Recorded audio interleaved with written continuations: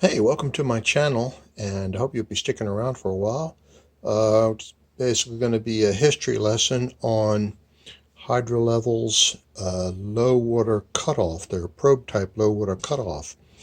What you see here is from the 2013 cycle guard low water cutoff, 24 volts. But we're really not going to be talking about this one today.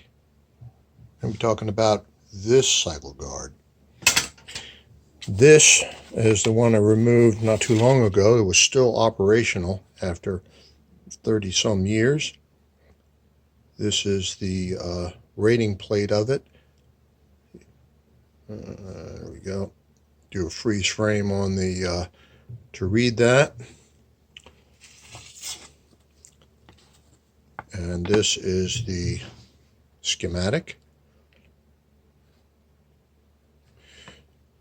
And right now, I've got 24 volts going to terminals 1 and 2. And I've got my ohm meter set up on P1 and P2. And there is A, so that means that is in the open position. And it's now essentially calling for the burner to come on. All the safeties have come on, and that is because I've got this jumpered out. This is the terminal right here that would normally go right there. It's their original probe. And it survives intact. These usually don't last this long. Usually by now there's corrosion here and these things are no longer operational. This is an example of one that is old stock, unused. You have to put that in the up position.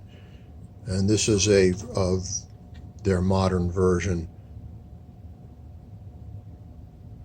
We won't spend too much time on that. So right now, this is calling for the burner to come on, and about the only thing it shares with this guy is a transformer. But this transformer is a step-up transformer. It's taking 24 volts and turning it into a higher voltage. So I'm going to be careful because this is grounded.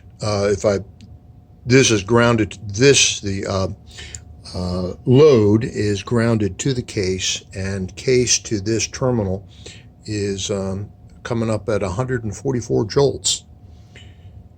Normally this is what you would see. You'd see everything covered up. These are riveted, and I have undone the riveting here. See little char marks. And what you see here is a bimetallic strip, which is actually labeled TrueFlex, which is the same company that makes the flexible, the bimetallic strip that's in Gorton's. Let's see if we can get a better view. And there is the micro switch there, which is a single pole double throw. And there's the indicator for the low water cutoff. And we're going to now simulate a low water condition. And the light has come on. So if you... And the way it works is once you disconnect break the circuit between this terminal and ground, right here, this heater begins to cool down, and the bimetallic strip begins to open up, and let's see if we can see that. I apologize for the poor focus there. Let's see if we can get a better.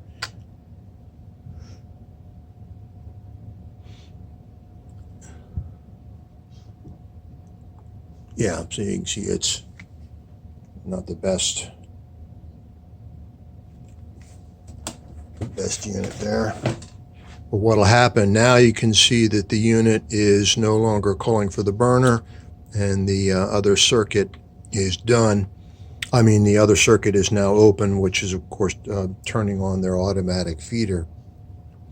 So you definitely want to circuit an automatic feeder with a long delay on this one. It takes, it's excruciatingly slow to get this thing to cycle. So right now, even though it's still warm, this has to heat up again. This bimetallic strip has to rotate downward. There's actually two bimetallic strips. One is heated and one is not, and they both work in concert to make this setup. But that was just sort of a trip down memory lane. Again, this was operating and working before I pulled it only a couple of weeks ago. You can see this number here will start to increase as the little strip will push down the switch. I think that's what it'll do. Again, this thing operates very slowly. Thank you for your patience on this one. You might want to fast forward. You can see that.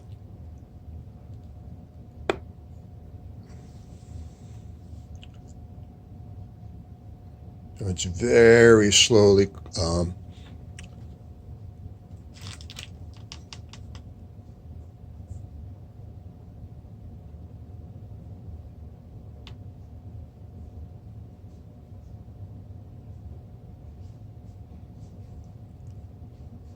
there we go. Come on.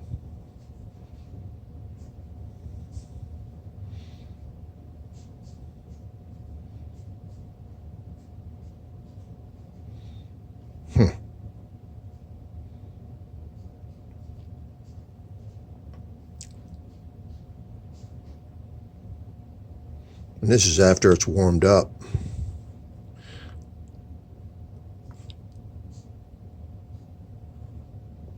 Probably works a little quicker with this cover on there to contain the heat. Right now there's airflow and it's allowing the thing to cool down a little bit, and might take a while, might not even come at all. I mean, we just might want to end this. This thing has gone on too long. Anyway, so I want to show you the voltage. I've set this at 200 volts, and we'll open this circuit up, and so we're going from this terminal to ground. We got 140 something jolts rather.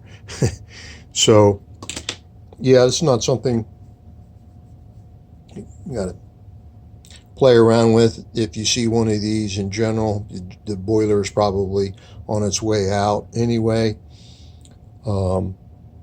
Might want to, even this is better than a McDonnell Miller number 67. There, I said it. So I think I've got this one in the can. Thank you again for, I hope this was interesting. Occasionally you see one of these out there, still see them working, and now you know what's involved in making them how they were supposed to work, and the major differences between this and this, the similarities and differences. We'll probably discuss this on a later date, tear into what's going on here, but thanks again, and see you on the next one.